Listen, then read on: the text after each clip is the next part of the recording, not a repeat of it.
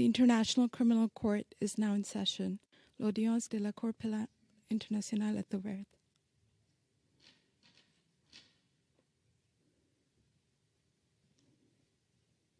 Please be seated. Veuillez vous asseoir.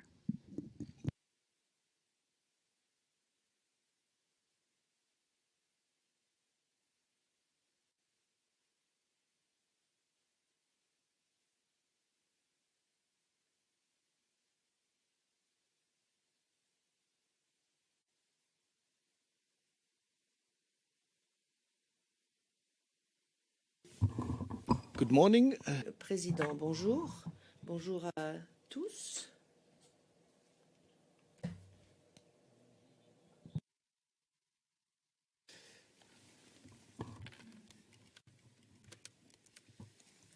I do not hear anything.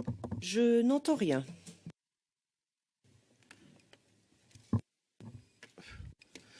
Well, is my voice coming through? Le président, est-ce que vous m'entendez? Est-ce que tout le monde m'entend?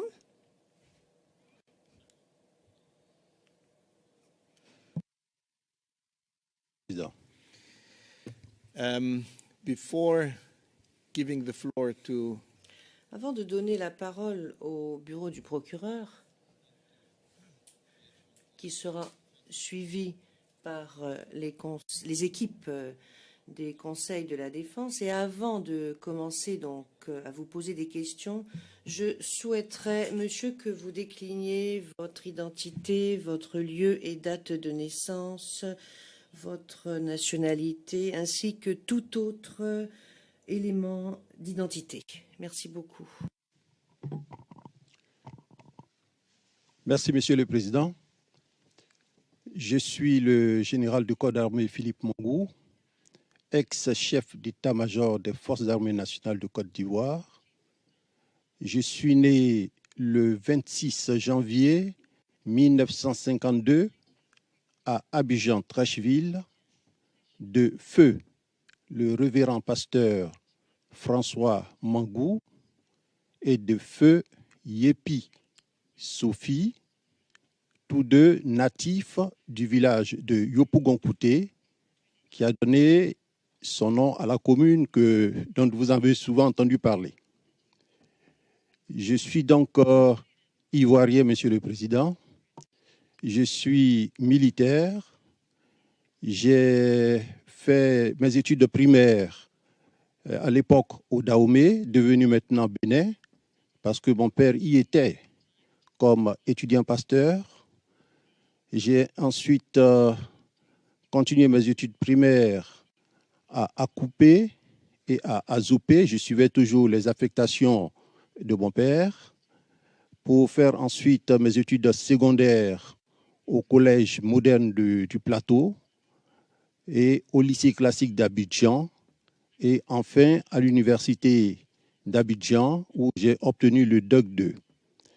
À la faveur donc d'une grève qui nous a conduits au camp d'Akwedo où nous sommes restés près de 2 semaines avec les militaires, j'ai été impressionné par leur manière de faire, par leur tenue, si bien que dès que nous avons été libérés d'Akwedo, j'ai postulé au concours d'entrée à l'école des forces armées de Bouaké.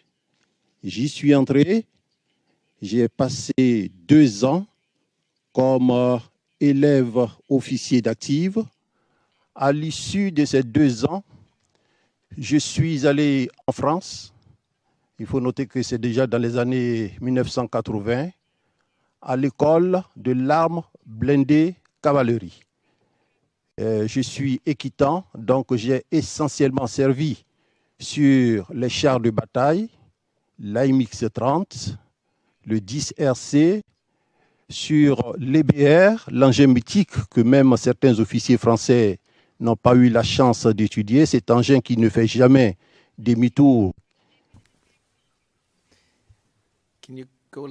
Président, pourriez-vous ralentir votre cadence, monsieur, parce qu'il y a des interprètes qui vous suivent. Donc ralentissez un peu, je vous prie. Président. Donc je disais que j'ai eu la chance d'étudier l'EBR l'engin blindé de reconnaissance, un engin mythique qui ne fait jamais demi-tour, qui, lorsqu'elle part dans une direction, quand le chef des chars ordonne inverseur marche arrière, ça repart dans l'autre direction.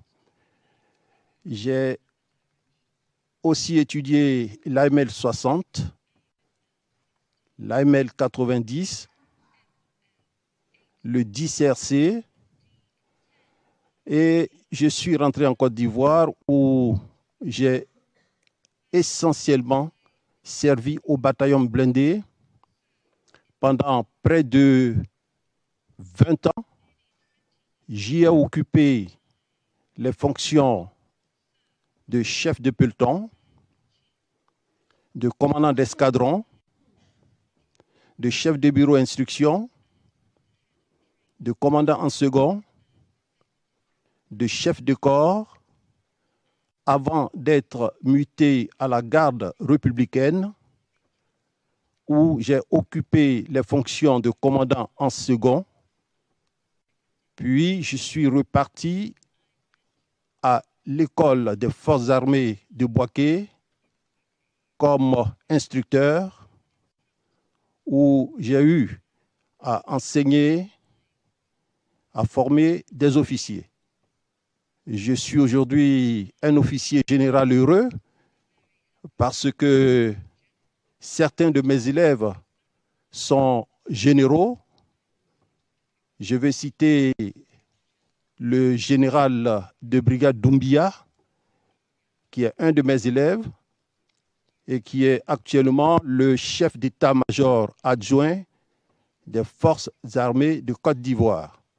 Il y en a d'autres dans d'autres pays, il y en a au Gabon, il y en a également au Togo. Donc, après l'EFA, j'ai été affecté au ministère de la Défense où j'ai occupé les fonctions de sous-directeur de la doctrine et de l'emploi. À l'issue, j'ai malheureusement été emprisonné, Monsieur le Président. Si vous me demandez pourquoi, je pourrais peut-être vous expliquer, mais j'ai passé 1 an en prison.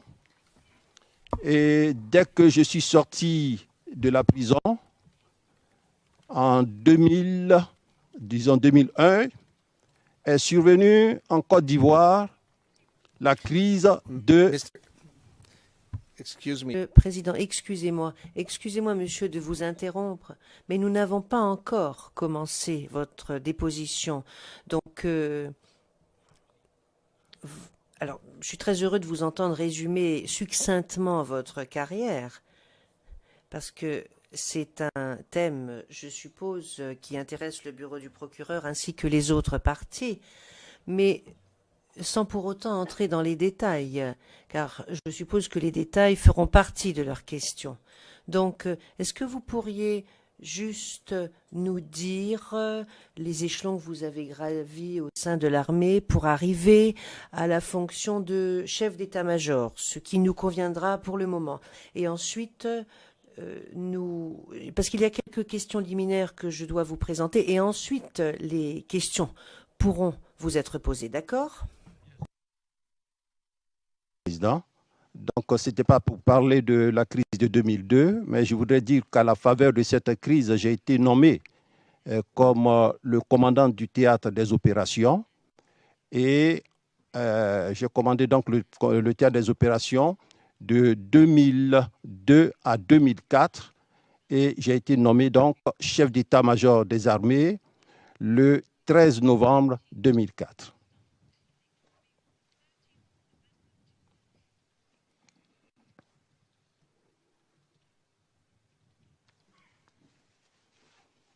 Alors, les grades successifs, donc, j'ai été sous-lieutenant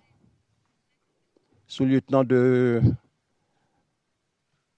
78 en 80, disons.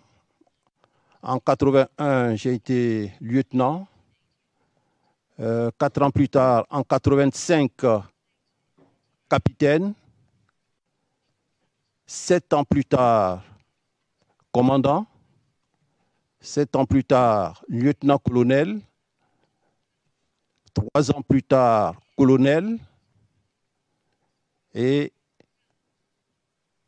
à ce grade, j'ai été nommé donc chef d'état-major des armées. Donc il y a eu une régularisation qui a été faite. Donc de colonel, je suis passé à colonel-major et j'ai été nommé général de brigade, puis général de division pour être nommé en août 2010 général de corps d'armée. Je suis, Monsieur le Président, détenteur de plusieurs distinctions.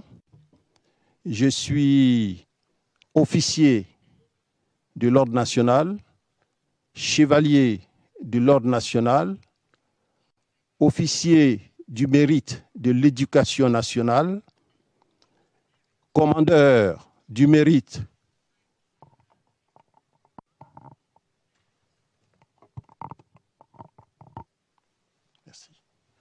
commandeur du mérite de l'Éducation nationale.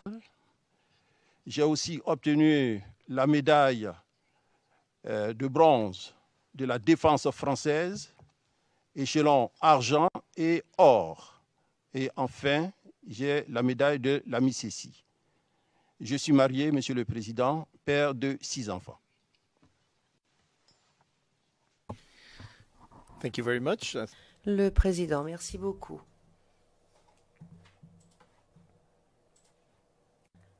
Je pense que vous nous avez décrit, vous avez su nous décrire votre carrière, vous avez parlé de votre éducation, des diplômes que vous avez reçus, de votre formation. Alors nous allons poursuivre cette introduction et ces informations préliminaires.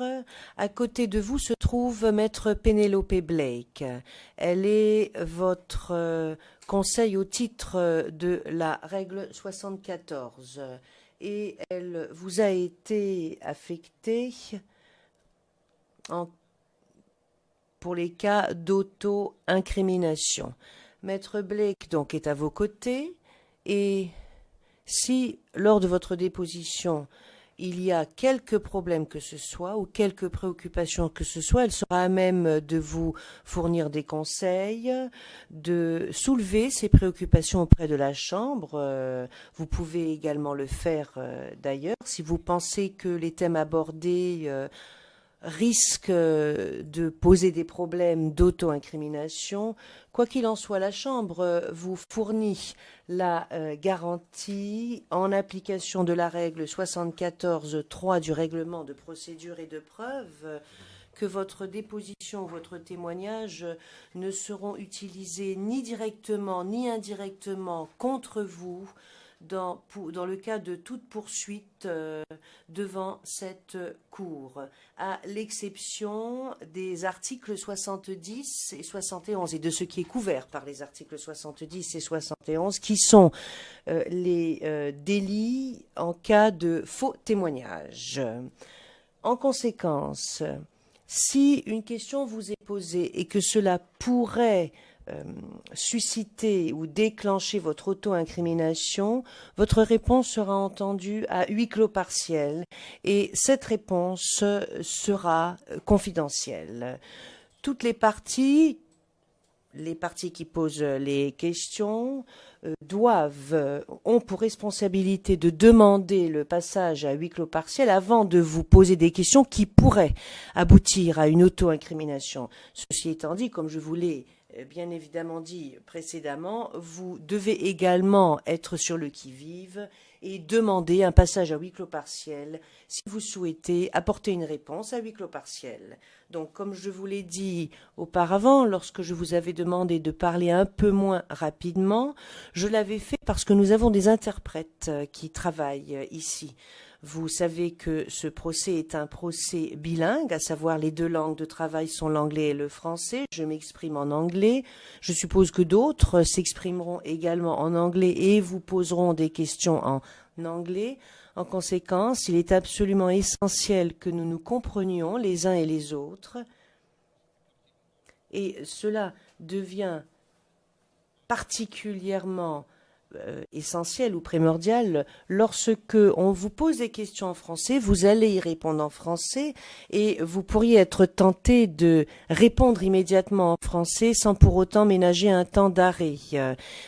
Or, il faut attendre que la question ait été interprétée. Donc, je vous demanderai donc de parler lentement et d'éviter ou de vous abstenir de parler lorsque votre interlocuteur n'a pas terminé.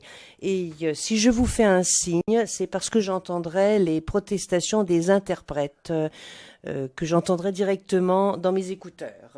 Donc, ralentissez à chaque fois que je vous ferai signe.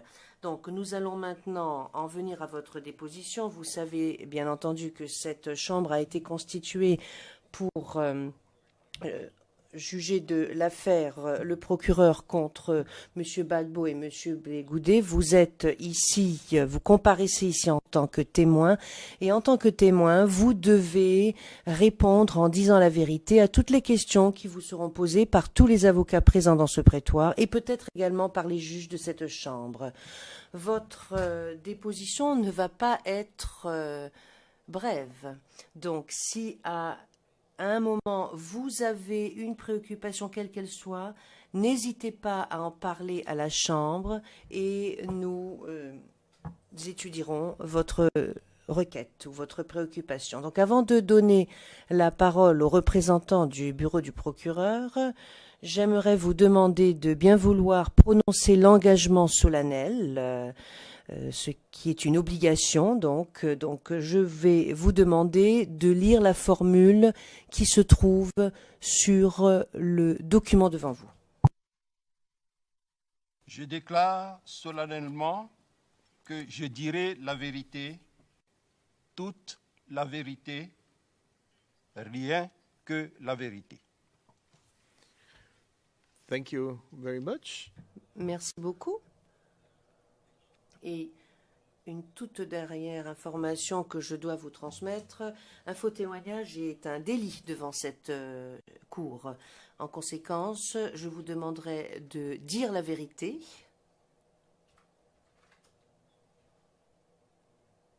Et je vais maintenant donner la parole au bureau du procureur.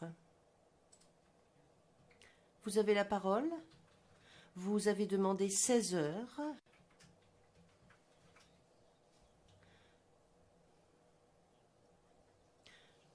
Donc jeudi, nous aurons dépassé les 16 heures.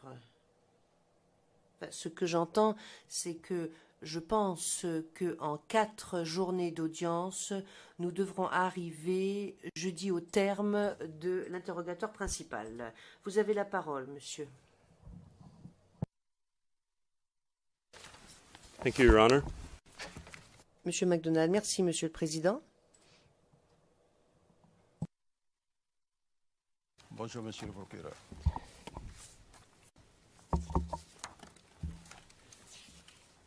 Juste pour débuter,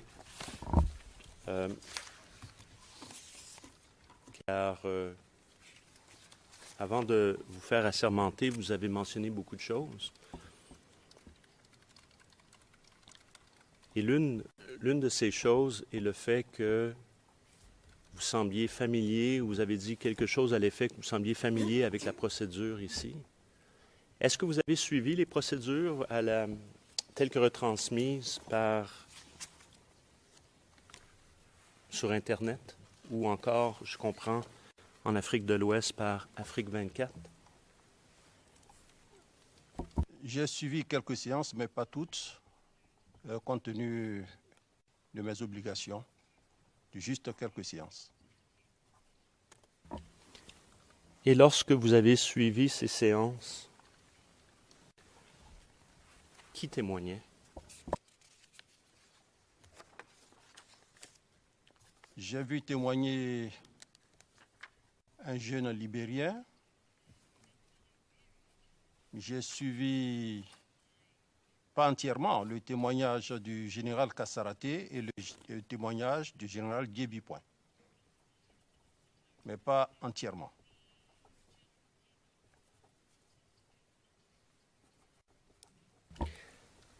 Très bien, merci.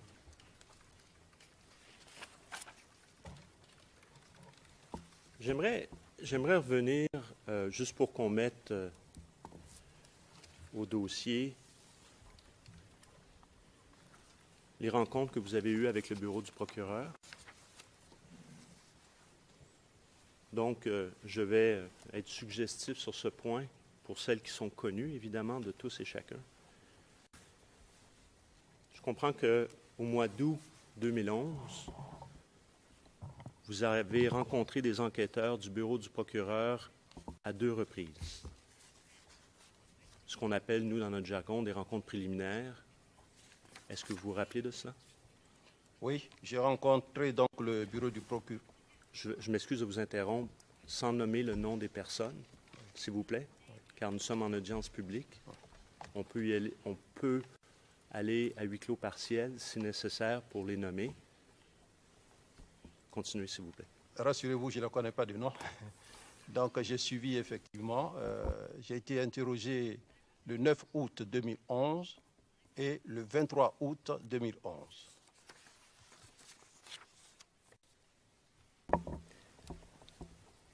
Et après, vous avez donné ce que nous appelons des déclarations, donc une première déclaration, encore une fois enregistrée, au mois d'octobre 2011, et plus précisément entre le 7 et le 9 octobre. Vous confirmez? Je le confirme, monsieur le procureur.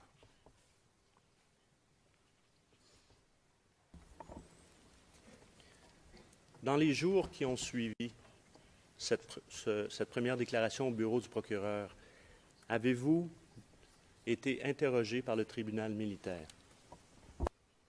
Oui, j'ai été interrogé par le tribunal militaire, mais ça n'a pas été une interrogation comme telle. J'ai fait tout juste une déposition, ils ont pris note, sans m'avoir posé de questions.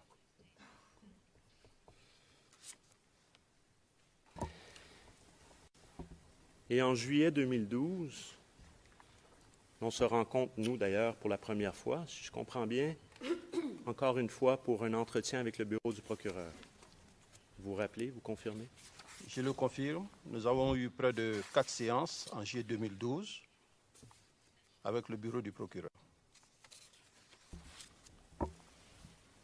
Et finalement, on se revoit en juin 2013 pour ce qu'on appellera aujourd'hui la deuxième déclaration, au mois de juin 2013.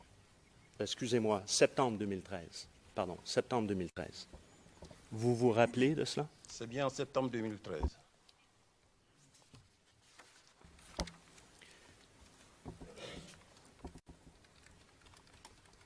Je comprends qu'entre notre rencontre de juillet 2012 et septembre 2013, vous avez également écrit un rapport aux autorités ivoiriennes. Qu'en est-il? C'était à quelle date? Car le document n'est pas daté. Et deuxièmement, pourquoi? Alors, il faut noter que le président Alassane, donc nouvellement élu président de la République de Côte d'Ivoire, avait formé son gouvernement. Et lorsque je m'étais rendu au Golfe le 12 avril 2011 pour faire allégeance, le président, à l'issue donc de la cérémonie d'allégeance, m'a reçu dans son bureau, en compagnie de M. Amontano, qui était à l'époque son directeur de cabinet. Et il m'a dit qu'il allait me reconduire comme chef d'état-major des armées. Et quand il a mis sur pied son gouvernement, il s'est trouvé que M. Kofi Paul était le ministre de la Défense. Et c'est M. Kofi Paul qui m'a demandé de lui fournir le rapport sur la chaîne de commandement des Forces armées nationales de Côte d'Ivoire en temps de paix et en temps de crise. Donc c'est à M. Kofi Paul, ministre de la Défense, que j'ai remis ce rapport. Vous rappelez-vous de la date, approximativement? Ça doit être certainement le 19 juin 2011, si je ne me trompe pas.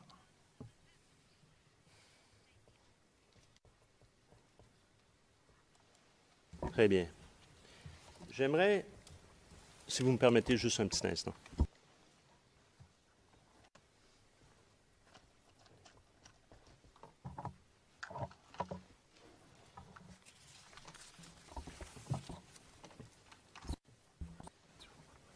Alors, juste pour les fins du dossier, M. Mangou, le rapport en question auquel on faisait référence, Monsieur le Président, est le 0047 0113.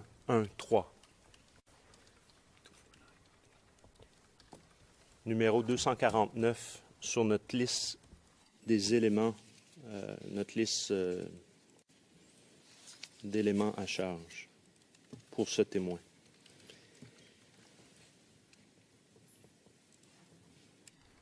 Écoutez, Monsieur le Président, je vais peut-être demander à ce qu'on le montre au témoin rapidement pour qu'il y ait une confirmation. Alors, Madame le greffier, s'il était possible d'afficher, ça va nous permettre aussi de tranquillement nous habituer au système.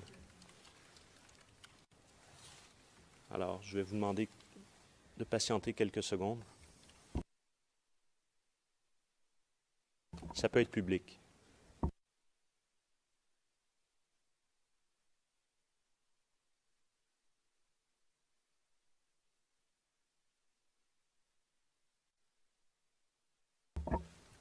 Alors, votre conseil peut vous aider. Il faut mettre sur la console, peser sur le bouton Evidence 1.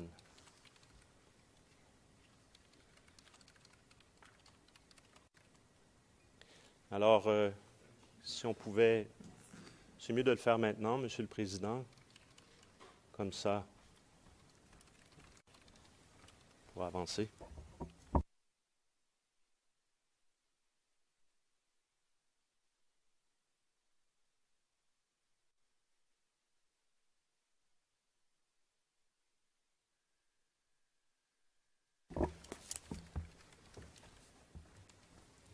Je crois que vous pouvez voir le document. Vous reconnaissez? Très bien. Et donc, juste pour confirmer, est-ce qu'il y a quelques personnes que ce soit qui vous ont aidé pour écrire ce document? Microphone, s'il vous plaît.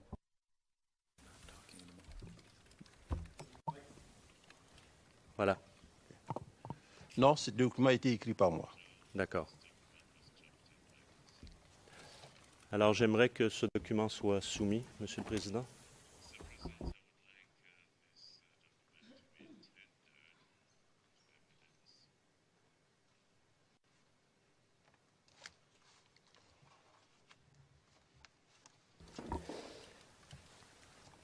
Alors, Monsieur Mangou, on m'informe que lorsque votre micro est fermé, évidemment, on ne peut pas vous entendre. Ça fait que je vous suggérerais, à moins de communiquer ou de discuter avec votre conseil, de laisser votre micro allumé et de ne peut-être pas y toucher. D'accord? Il est allumé là. Oui. Très bien. Alors, également, dans la première partie, vous avez fait référence à plusieurs éléments biographiques.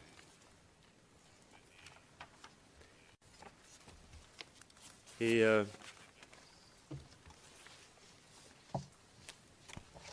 je comprends que lorsque vous êtes entretenu avec le bureau du procureur, la première fois que vous avez donné une déclaration, donc en octobre 2011, vous avez amené avec vous votre curriculum vitae. Vous confirmez? Je le confirme. Alors, nous allons l'afficher. CIV OTP 0006 01 66 et il peut être affiché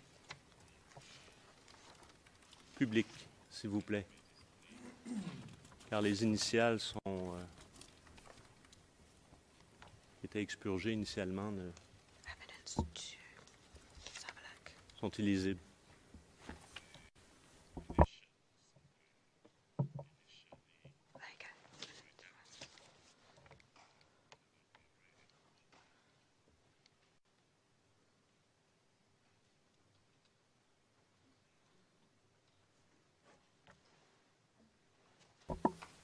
Vous reconnaissez le document? Oui, je le reconnais.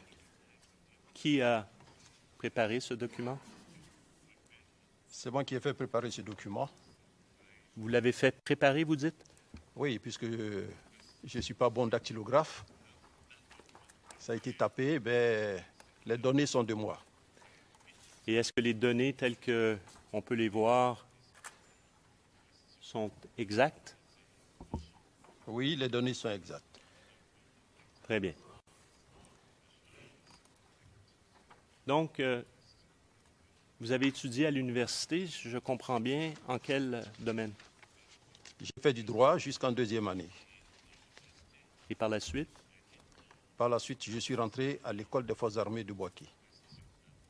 D'accord. Vous avez étudié également au lycée classique d'Abidjan. Au lycée classique d'Abidjan également. Rappelez-nous les années dans lesquelles vous avez étudié à ce lycée.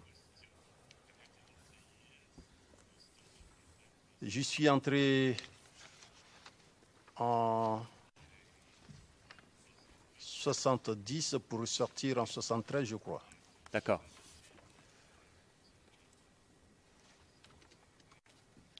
Et donc, la chose importante, évidemment, vous confirmez que vous joignez l'armée en 1978. Oui. Vous rappelez-vous la date exacte à laquelle vous avez été nommé chef d'état-major? Le 13 novembre 2004. Et vous avez occupé cette fonction jusqu'à quelle date? J'ai occupé cette fonction jusqu'en juillet 2011. Et présentement, quelles sont vos fonctions? Présentement, je suis ambassadeur de Côte d'Ivoire au Gabon et à Sao Tomé-Principe. Et ce poste d'ambassadeur, vous l'exercez depuis quand? Ce poste d'ambassadeur, je l'exerce depuis mai 2012.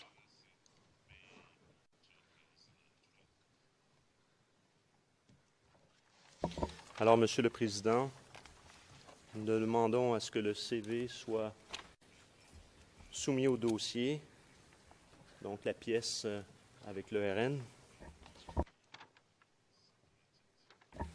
Alors, j'aimerais maintenant continuer avec vos responsabilités en tant que chef d'état-major lors de la crise post-électorale de 2010-2011.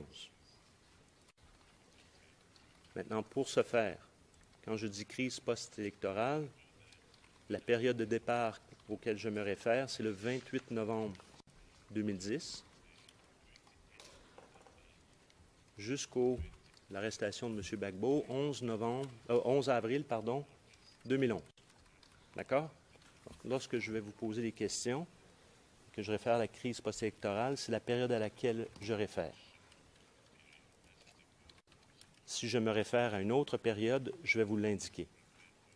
Si je me réfère à des périodes plus spécifiques dans la crise post-électorale, je vais également vous l'indiquer.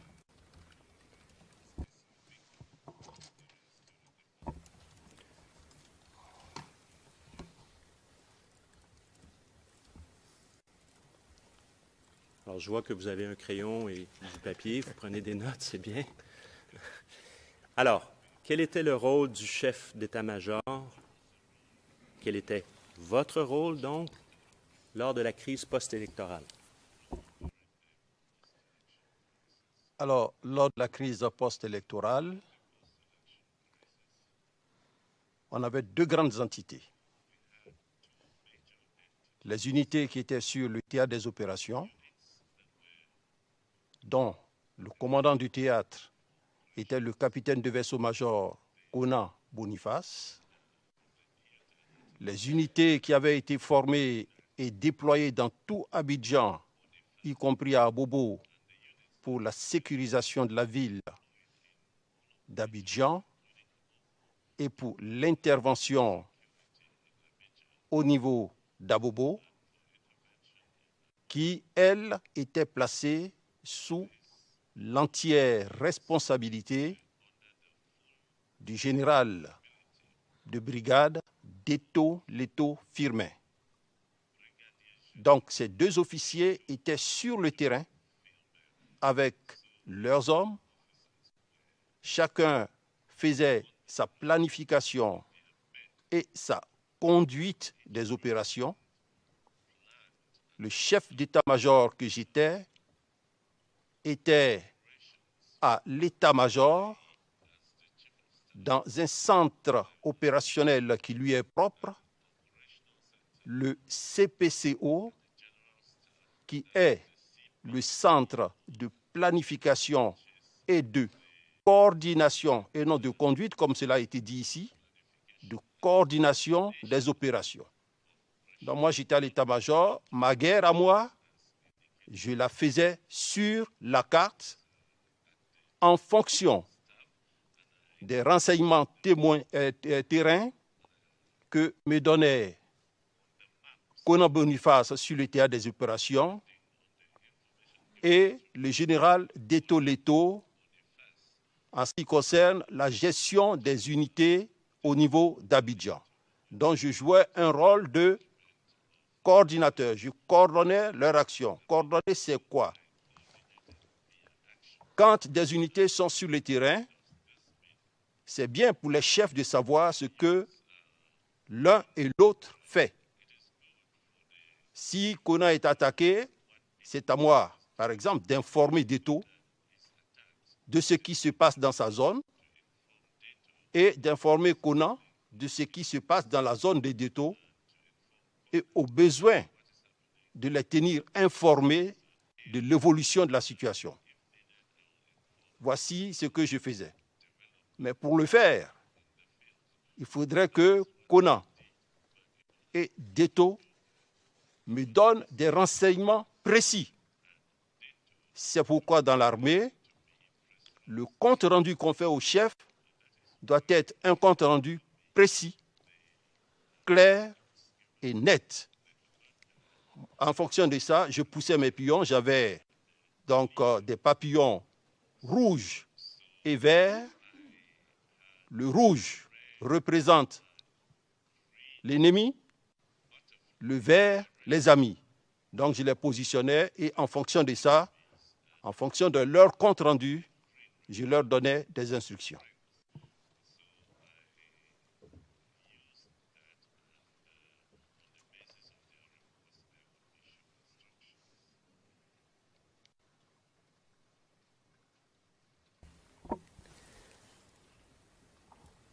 Vous rendiez compte à qui?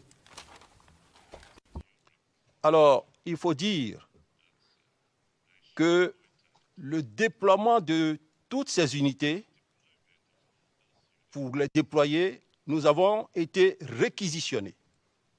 C'est sur réquisition du président de la République que les unités se sont déployées tant sur le théâtre des opérations qu'au niveau d'Abidjan et même au niveau d'Abobo. Je ne vous ferai pas, Monsieur le Président, Mesdames et Messieurs les membres de la Cour, l'injure de dire qu'une réquisition, c'est un ordre de l'autorité publique, qui est un ordre formel, qui est un ordre express, qui est un ordre sans appel.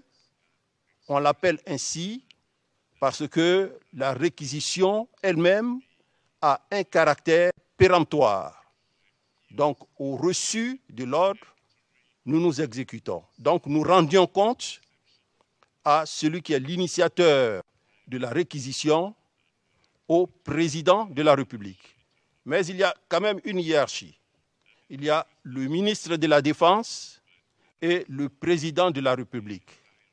Pour ce qui était de mon cas, puisque nous étions dans le feu de l'action, et compte tenu de l'urgence, je rendais compte à la fois au ministre de la Défense et au président de la République pour être sûr que les deux étaient au même niveau d'information.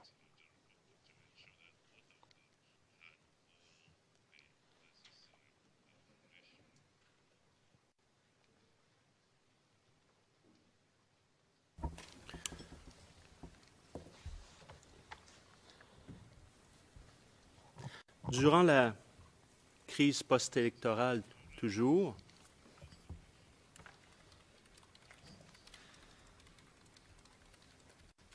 vous aviez le contrôle opérationnel de toutes les branches des forces de défense et de sécurité? Expliquez-nous, s'il vous plaît. Alors, je n'ai pas le contrôle opérationnel de toutes les branches des forces de sécurité. Il y a, disons, dans l'armée, 4 grandes entités. Vous avez les forces terrestres, avec un commandant qui était le général Leto Firmin, les forces aériennes, en abréviation, le commandement c'est le COMER, avec le général Aka Kodjo Mark. Vous avez la marine nationale, le commandant en abréviation le COMAR, qui est l'amiral Vagba. Vous avez la gendarmerie nationale, avec ses différents démembrements, aux ordres du général Tiape Kassarati. Ça, ce sont les entités composant les forces armées. Mais je vais vous parler un peu de la police, parce que nous avons travaillé avec elle, qui, elle, est un corps militarisé, une force de première catégorie, qui, elle, était commandée par le directeur général de la police nationale, le commissaire général Brendou, mais qui rendait compte au ministre de l'Intérieur, qui était M. Émile Guirielou.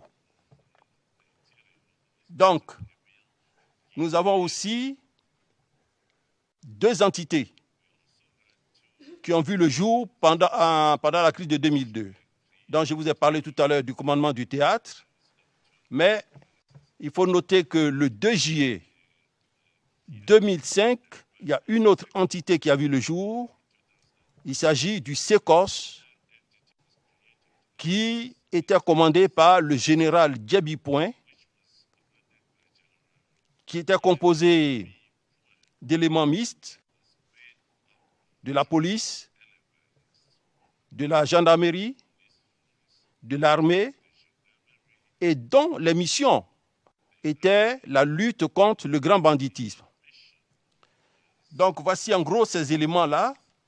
Alors, tout à l'heure, je vous disais que je ne commandais pas toutes les unités parce que on prélevait de ces unités quelques éléments. On prélevait de ces unités quelques éléments qu'on projetait sur le terrain. C'était ceux-là qui étaient sous la responsabilité de Deto. Mais les éléments qui n'ont pas pu être prélevés, parce que le chef d'état-major ne peut pas prendre toute la gendarmerie, toute la police, toutes les forces terrestres, toutes les forces maritimes, pour les mettre sur le terrain. Donc on prélevait des éléments. Ce qui était prélevé était sous la responsabilité de Deto, mais ceux qui n'étaient pas prélevés restaient en réserve d'intervention sous la responsabilité de leur chef. Les éléments de la police qui n'ont pas pu être prélevés sont sous la responsabilité de Brindou. Les éléments de la gendarmerie qui n'ont pas pu être prélevés sont sous la responsabilité de Kassaraté. J'ai entendu des chefs dire ici, ils étaient à la maison, ils n'ont pas suivi, de Kassaraté. Des éléments de l'armée qui n'ont pas pu être prélevés, force terrestre, puisque Deto était le commandant, donc était sous la responsabilité de son adjoint, le colonel Kouloubla, ainsi de suite.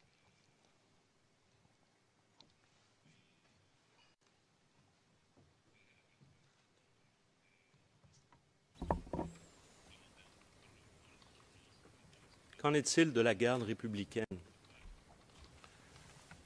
Alors, la garde républicaine, le décret de création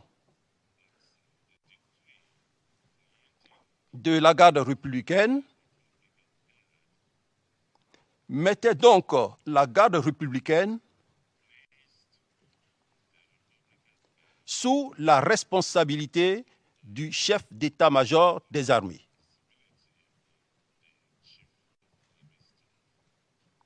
Mais compte tenu du fait que le commandant de la garde républicaine était en même temps commandant de la garde républicaine et commandant militaire du palais,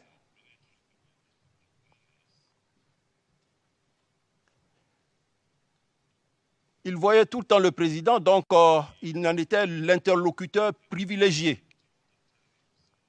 Il avait deux chefs, il avait le président, il avait le chef d'état-major des armées. Et pour la circonstance, quand vous avez Dieu et l'ange, les regards se tournent vers Dieu.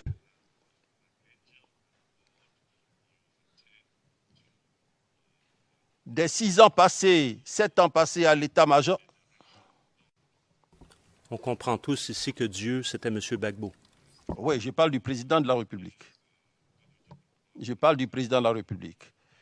Parce que quand vous donniez des instructions à Dobo, il vous dira « je suis avec le président. Je ne peux pas venir à la réunion, le président dit 2. » Bon, quand c'est comme ça, c'est un peu gênant. C'est comme si vous voulez nuire à sa fonction ou bien vous ne voulez pas qu'on assume la sécurité du président. Donc, nous prenions quand même un peu de gants. Voilà, nous prenions un peu de gants. Mais j'avoue qu'en 7 ans de chef d'état-major des armées, Dobo n'a assisté à une réunion à l'état-major que 2 fois. 2 fois. Il m'a toujours fait venir des officiers. J'ai même dû, une fois, renvoyer un officier parce qu'il était lieutenant et je lui ai dit je ne veux pas de cette représentation.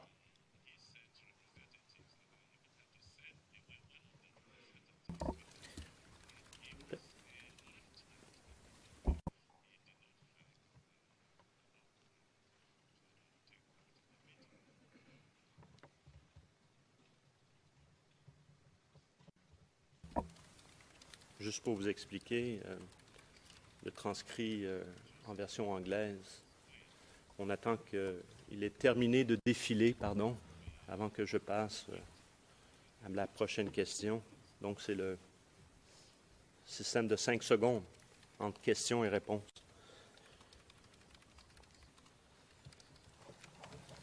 J'aimerais revenir en arrière sur le SECOS. Plus particulièrement.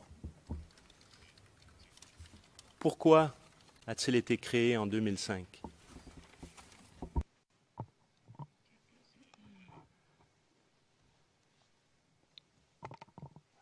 Il faut noter que déjà la Côte d'Ivoire était en crise,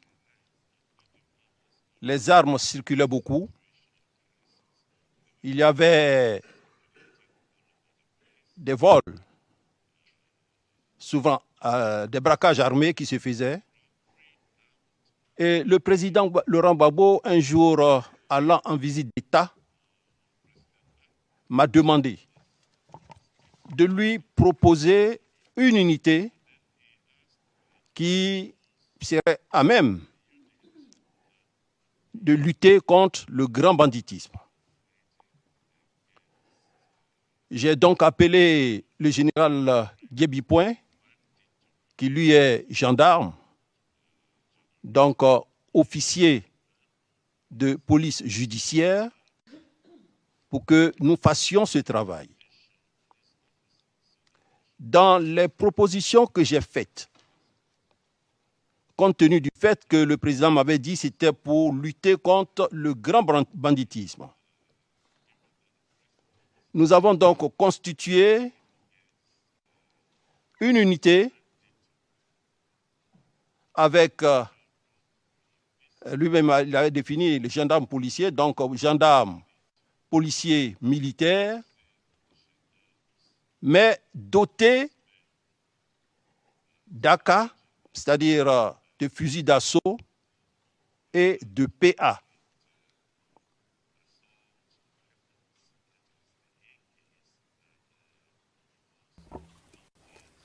Je vais vous interrompre de ce signe à quelques reprises pour clarification immédiate, pour permettre également à l'interprétation et à la transcription de prendre son souffle. Un AK, c'est un AK-47, un Kalachnikov, c'est bien cela? C'est bien cela. Un PA, c'est quoi? Un pistolet automatique, une arme de poing. Très bien, continuez. Et proposer également que le commandement de cette unité, compte tenu de l'effectif mixte, police, gendarmerie, armée, que cette unité DIGE soit commandée par un gendarme.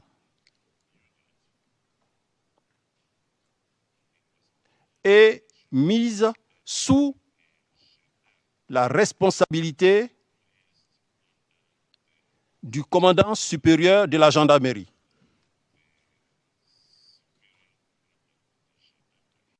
Voici ce que j'ai proposé au président. Mais quand le décret est venu, le président a donc nommé Guébi Point,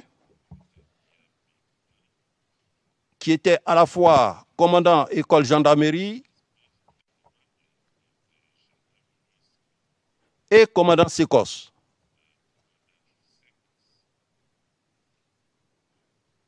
J'ai proposé au président qu'il ne soit que seulement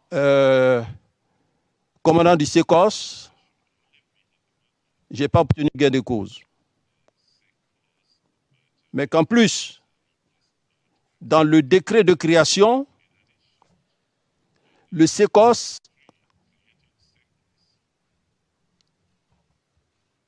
était placé sous la responsabilité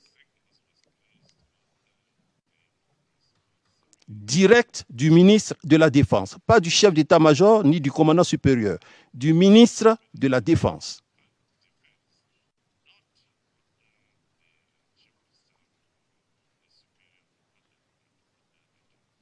Et au fil des missions, on s'est même aperçu que le SECOS a été doté de mitrailleuses lourdes, 12-7,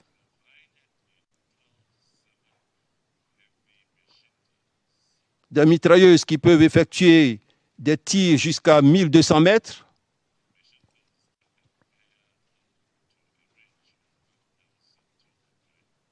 Le SECOS a été doté de RPG. Les RPG, on s'en sert pour lancer les roquettes non guidées. Et ils avaient même des grenades offensives et des grenades défensives.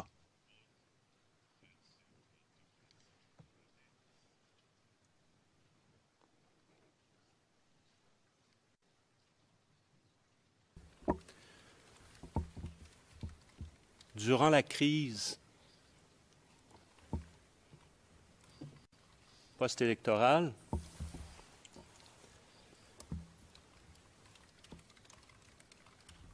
le SECOS a-t-il dévié de sa mission première? Alors, pour être clair avec vous, la mission première du SECOS, c'est la lutte contre le grand banditisme. Mais compte tenu de la dotation en matériel du SECOS, nous nous sommes servis du SECOS. Sinon, si on veut se référer au décret de création, oui, le SECOS n'était plus dans le cadre de sa mission.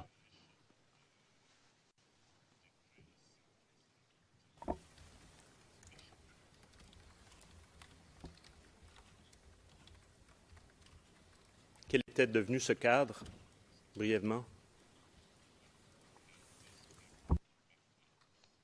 Bon, donc le SECOS n'assurait plus sa mission de lutte contre le grand banditisme. La mission était revenue à la police et à la gendarmerie, qui étaient tout aussi outillés pour mener ces genres de lutte.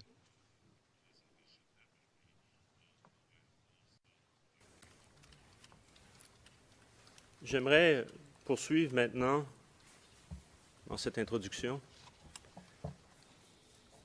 avec le DEMIR, DMIR. Pourriez-vous nous expliquer quand cette entité a été créée, qui en était à la tête, pourquoi a-t-elle été créée, quel était le rôle également et fonction de cette entité? Alors, il faut noter que c'est une unité de la Marine nationale. Au sein de la Marine nationale, vous avez une unité spécialisée qu'on appelait le FUMACO. Le FUMACO, les fusiliers marins commando, et le DEMIR est une unité de cet ensemble. Le DEMIR, c'est le détachement mobile d'intervention rapide. Donc on a des marins qui sont sur l'eau, qui combattent sur l'eau, mais ils ont des unités qui combattent à terre. Ce sont des commandos. Et ce DEMIR, dans la crise de 2002, a joué un rôle très, très important. Je crois qu'il y a lieu de féliciter le DEMIR pour ce qu'il a fait dans la crise de 2002, et il y a lieu de féliciter tous nos hommes pour ce qu'ils ont fait dans le cadre de cette crise.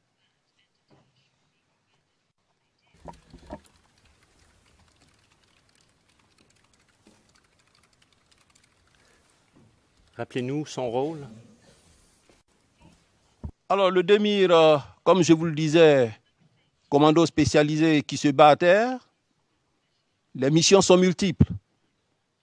Les missions sont multiples en fonction de la situation, en fonction du terrain. Vous pouvez confier au DEMIR une mission de reconnaissance d'axe, une mission de destruction d'un élément ennemi, une mission de jalonnement. Donc, elle peut remplir, cette unité, les missions que remplissent les unités d'infanterie et autres.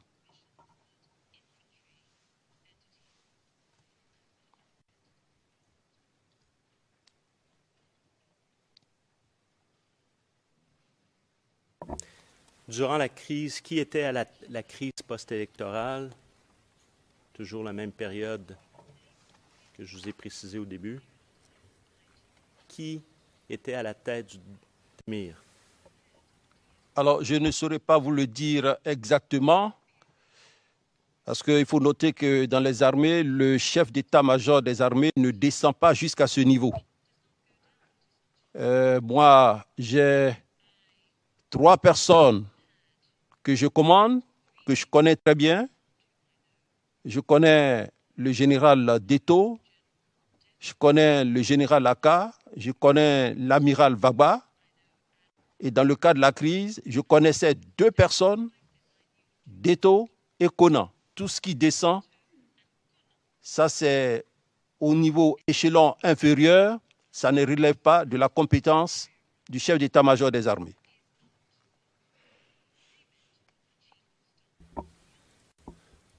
Donc, juste pour être certain, vous ne savez pas qui était à la tête du détachement comme tel? Qui était le responsable du détachement? Le premier responsable du détachement, quand moi j'étais le commandant du théâtre des opérations, c'était Conan Boniface. Conan Boniface, nommé comme théâtre, c'est un officier qui a eu le commandement du DEMIR. Et cet officier, je n'ai pas son nom.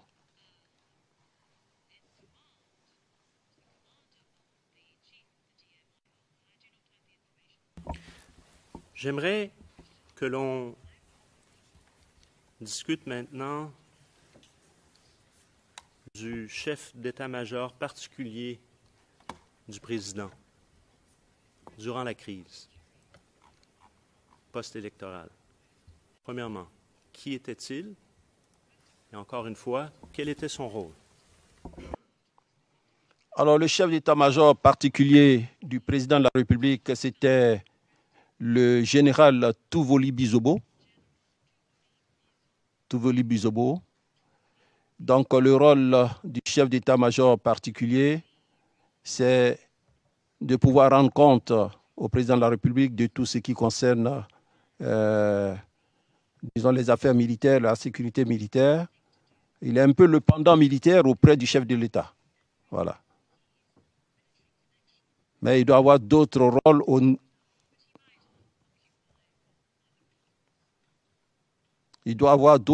niveau du palais, hein, que je ne maîtrise pas puisque je n'ai jamais été chef d'état-major particulier.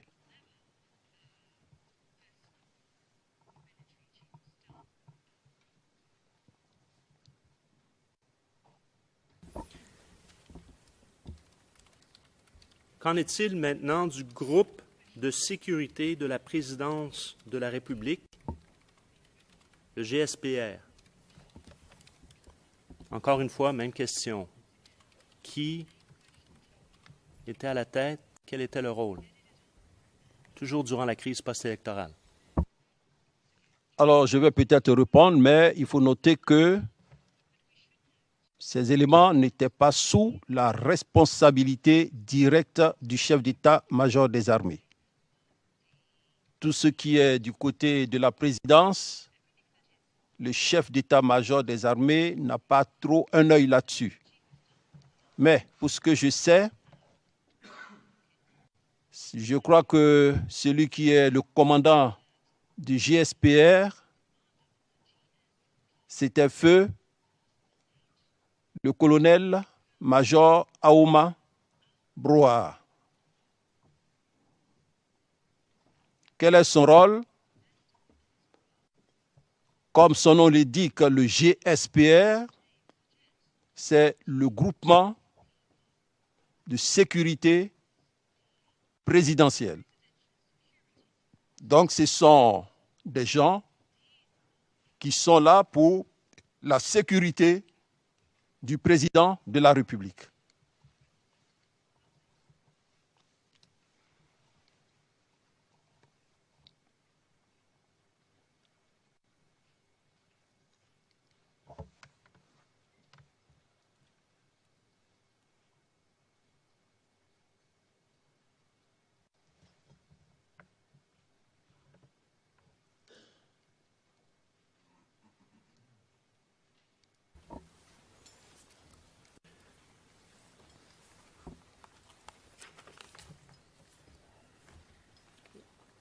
On l'a abordé, mais je veux juste être certain de bien comprendre.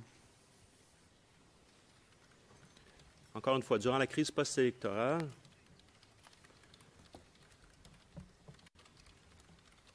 quels commandants ou généraux se rapportaient à vous?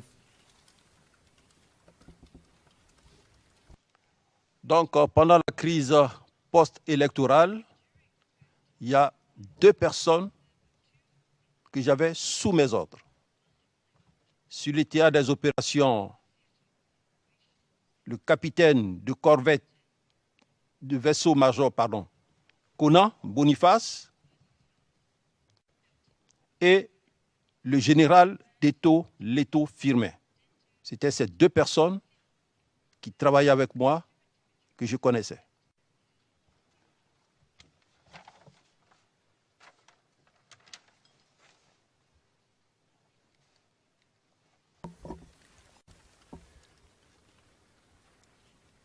Et alors que l'armée ou les forces de défense et de sécurité ont été réquisitionnées, quels sont les commandants qui se rapportent à vous à ce moment-là? Qui sont les généraux, commandants, chefs d'unité, chefs de corps qui se rapportent à vous? Alors, l'armée réquisitionnée, les éléments, donc je le précise, qui étaient sur le théâtre, les éléments qui ont été désignés pour la sécurisation d'Abidjan, c'était ces 2 éléments qui travaillaient sur le terrain. Et j'ai dit que ceux qui n'ont pas été désignés et qui restaient en réserve d'intervention dans les casernes étaient sous la responsabilité de leur chef. Donc, du côté des forces terrestres, Teto lui-même étant sur le terrain, il y a son adjoint, le colonel Kouloubla. Du côté des forces aériennes, il y a le général Aka Kodjo Mark.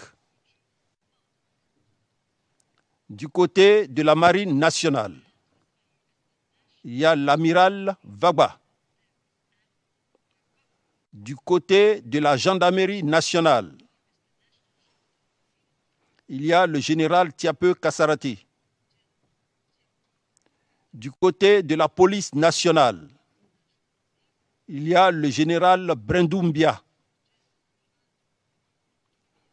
Du côté du SECOS, il y a le général Guébi Point.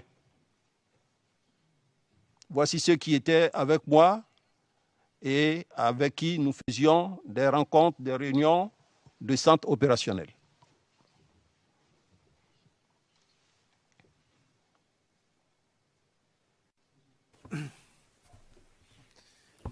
I would like just a clarification. Je voudrais juste une petite précision. Une question d'éclaircissement, monsieur le témoin. Y a-t-il une différence, et s'il existe, pouvez-vous nous la donner, entre la garde républicaine d'un côté et le GSPR? Puisque tous deux offrent une sécurité au président et au palais présidentiel, n'est-ce pas? Alors pourquoi des unités différentes, ou est-ce que c'est plus ou moins la même chose? Vous avez parfaitement raison, Monsieur le Président. Donc la garde républicaine, c'est une grande unité qui a ses hommes et dont les missions sont les missions de protection du président de la République, les missions de haute personnalité de l'État, les missions de protection des institutions de la République. N'empêche qu'au sein de la garde républicaine, on peut désigner quelques éléments qui sont bons pour les mettre dans le groupement de sécurité présidentielle. Ceux-là font la sécurité rapprochée du président de la République. La garde présidentielle a donc 2 camps. Il peut faire des corvées, assurer les camps, désigner des troupes pour rendre les honneurs. Voilà, c'est ce genre de mission. alors que le groupement de sécurité, c'est un noyau de personnes choisies, souvent pour leurs compétences, mais qui assurent la sécurité physique au plus près du président de la République.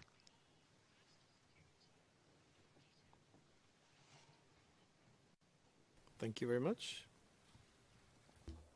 Le juge président, merci beaucoup. Monsieur le procureur, poursuivez, je vous prie.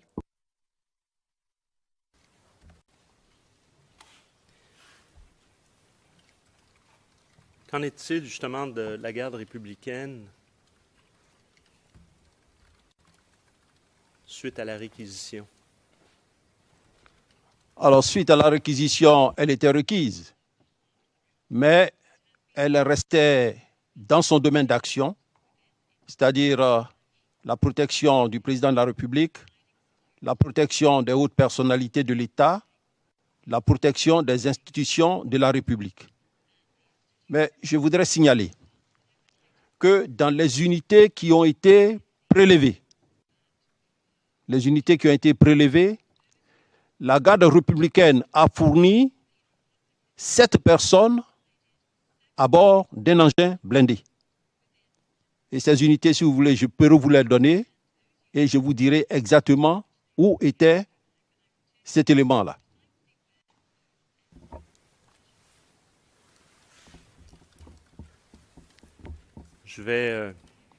On prend note. Rassurez-vous, on va y revenir.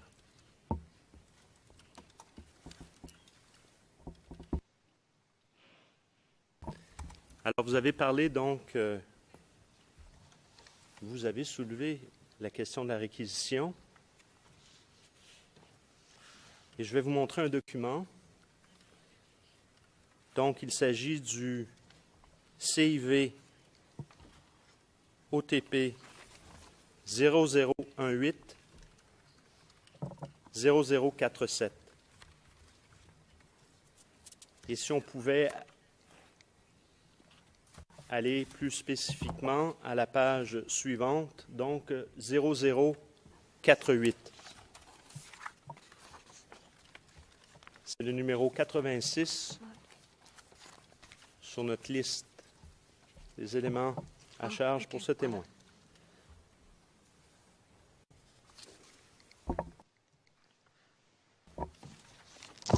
Alors, on voit que c'est un journal officiel, des décrets, et je vous amène à la page 0048, la colonne de droite. Est-ce qu'il est possible de voir tout le document?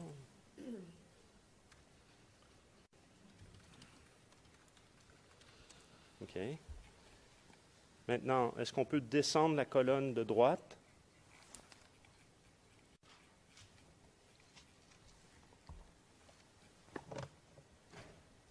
Très bien. Décret numéro 2010-306 du 14 novembre 2010 portant réquisition des Forces armées nationales de Côte d'Ivoire, entre parenthèses, FANCI. Et là, on voit bien ce qui est écrit. Alors, je vais vous demander de lire. Et après, nous irons à la page suivante. Si vous pouvez juste m'indiquer lorsque vous avez terminé de lire l'article premier.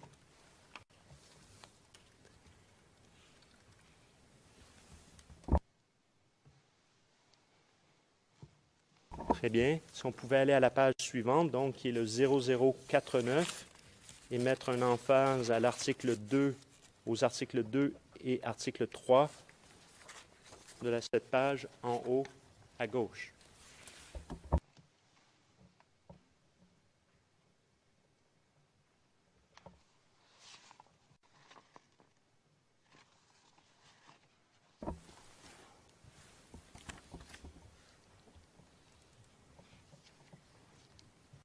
S'agit-il du même décret dont on fait référence, ou vous avez fait référence, ou la même, réquisition? Non, ce n'est pas le même décret. Cette réquisition, M. Mangou, a également été projeté à la RTI le 17 novembre et lu à la RTI le 17 novembre 2010. Est-ce que vous vous en rappelez? Alors, ce décret, il s'agit du décret pour la sécurisation du processus électoral. Il faut noter qu'il y a eu plusieurs décrets. Déjà évoluant dans le cadre de l'accord politique de Ouagadougou, qui a été signé le 4 mars 2005 par le président Laurent Gbagbo, le Premier ministre Guillaume Soro, le président Blaise Compaoré, facilitateur de l'accord, le président Laurent Gbagbo lui-même déjà, puisque nous travaillions au niveau du CCI, qui est le centre de commandement intégré. Donc, dans ce centre, nous étions deux chefs d'état-major, le général Bakayoko et le général Mabou, avec pour chef du centre de commandement intégré le général Kwaku Nicolas. Donc déjà, dans ce centre, le président nous a donné une mission par le biais du décret 2007-82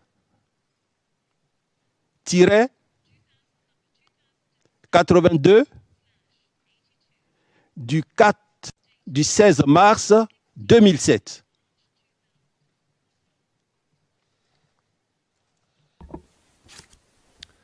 Nous avons l'accord de Ouagadougou. J'allais y venir.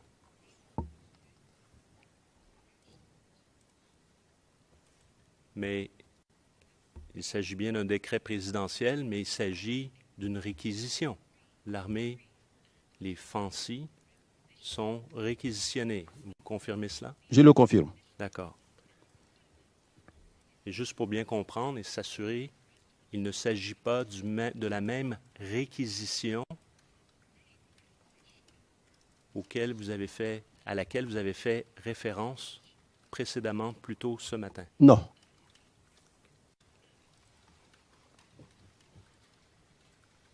Alors, cette réquisition de l'armée lors de la crise post-électorale, vous rappelez-vous de la date à laquelle cette réquisition a été faite? Cette réquisition est intervenue le 5 janvier 2011 au cours d'une réunion à la résidence du président de la République à Cocody, en présence des généraux, des ministres de l'Intérieur, M. Émile Guirielou, du ministre de la Défense, M. Alain Dogrou, du secrétaire général de la présidence, M. Tagro,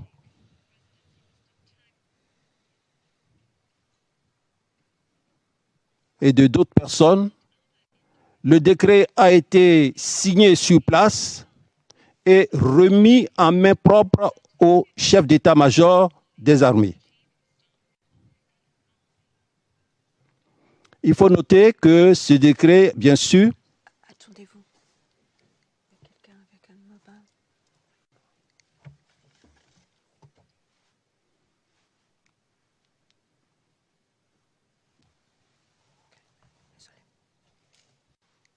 Okay, let's go ahead. Très bien, poursuivez. notez que ce décret a fait l'objet, a été divulgué par voie de presse. Voilà. Donc ce n'est pas celui-là.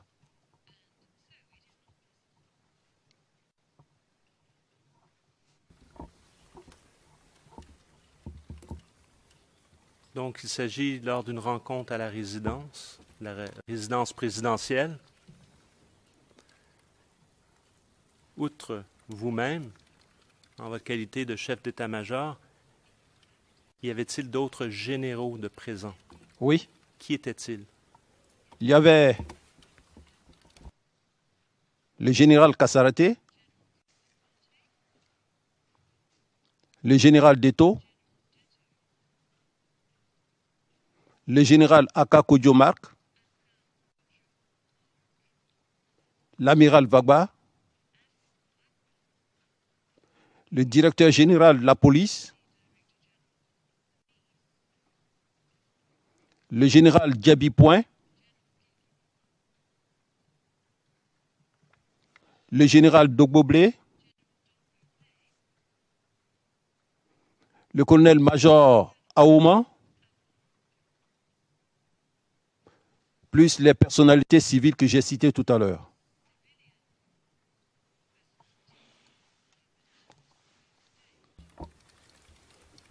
Et cette rencontre a eu lieu vers quelle heure? Pourriez-vous nous préciser, s'il vous plaît?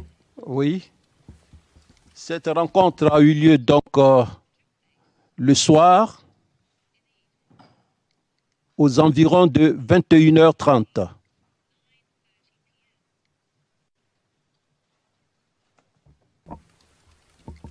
Vous rappelez-vous de la durée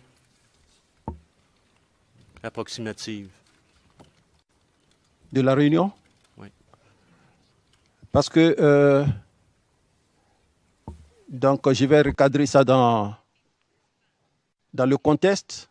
Non, juste à ce moment-ci, si vous permettez, Le temps? je demande juste la longueur de la réunion. Le contexte, inquiétez-vous pas, on va y revenir. D'accord, je peux pas vous dire quand ça a duré, je n'ai pas regardé l'heure. Enfin, ma montre pour voir l'étendue de la durée de la réunion. Très bien. Durant la crise post-électorale, toujours entre le 28 novembre 2010 donc et le 11 avril 2011, qui vous donnait vos instructions, ordres, missions, peu importe la terminologie, qui donc était cette personne ou ces personnes? Le président Laurent Gbagbo.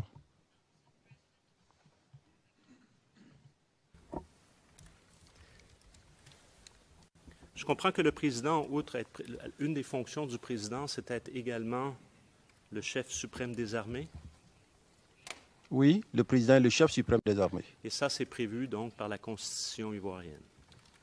C'est prévu dans la Constitution ivoirienne. Durant la crise post-électorale, comment communiquiez-vous avec le président de la... Bon, premièrement, étiez-vous en contact avec lui? Oui, on l'a vu. Vous avez donné l'exemple du 5 janvier.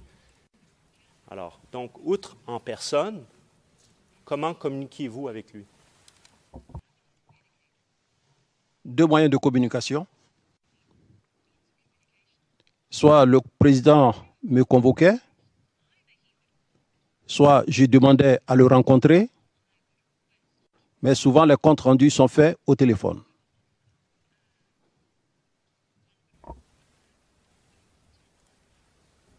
Donc, le portable. De mon côté, oui, le portable. Mais de son côté, j'appelais plutôt sur le fixe de la présidence et on me le passait.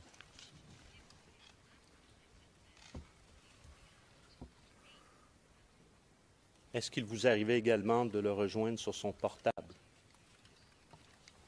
Je ne l'ai jamais rejoint sur son portable.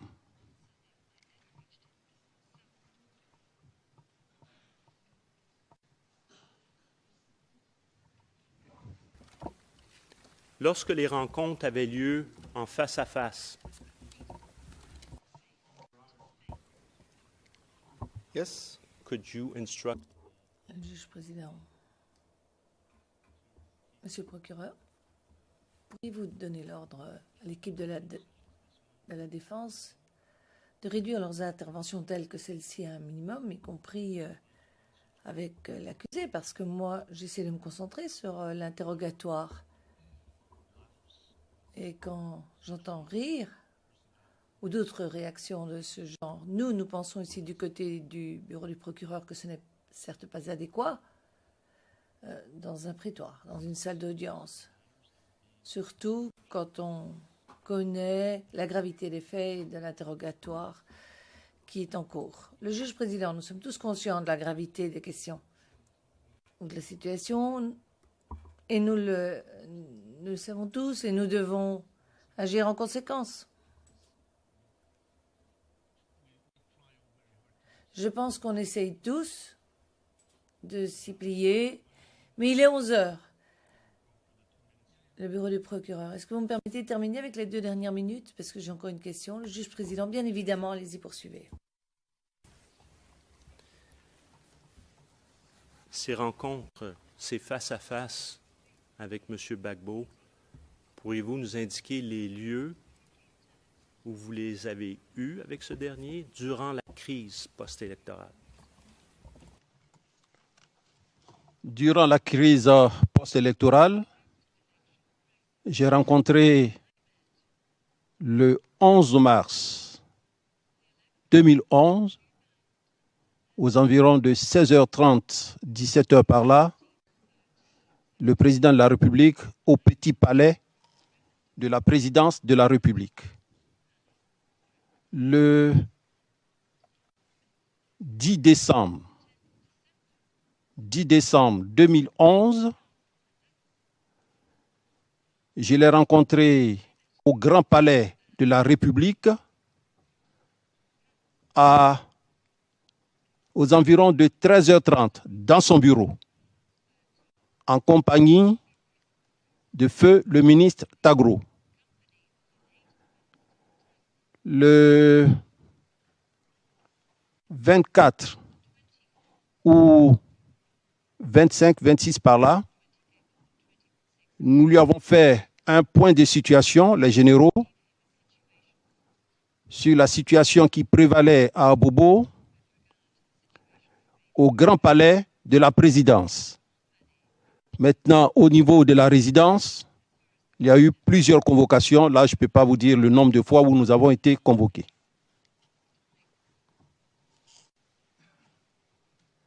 Merci. Alors, avec votre permission, Monsieur le Président, je vous suggérerais de prendre la pause maintenant. Yes, let's take the break. Now we have a... Le juge président, très bien, prenons la pause. Elle va durer une demi-heure et nous reprendrons pour un deuxième volet de questions dans le chef du bureau du procureur. Donc vous pouvez vous reposer et nous reprendrons à 11h30.